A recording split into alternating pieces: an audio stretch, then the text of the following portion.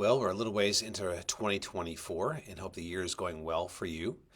Last year as a church, we sought to tackle Romans chapter 8 as far as a specific passage to meditate on and hopefully to memorize. I know some of you were doing that, and I hope that was a great blessing to you. This year, we're going to look at Isaiah chapter 40. A little bit shorter.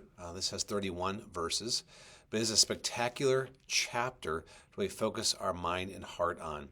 And so what makes Isaiah 40 such a wonderful chapter to memorize? Well, if you read through it, the descriptions and the images that are presented to us that help us to understand who God is overwhelming. It is so encouraging, instills such confidence in us that this is our God.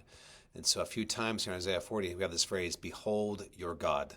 Look, see him. This is your God.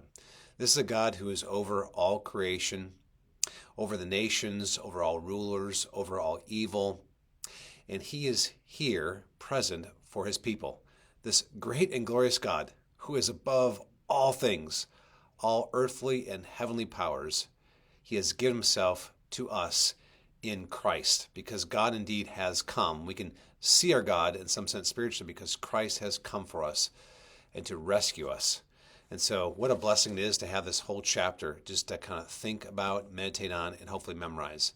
And again, if you don't actually memorize it, if you just linger over it over and over again through meditation, again, it'll have great meaning to you, it will help you, and you might even memorize it. Again, one of the things it does is it helps us resize this world. As you think about how people travel on vacations, they go to destinations where they can see great and glorious things, like mountains and oceans, cliffs, valleys, wildlife. Again, they see these things, and it brings such rest and peace to their souls. It helps them to rethink their life.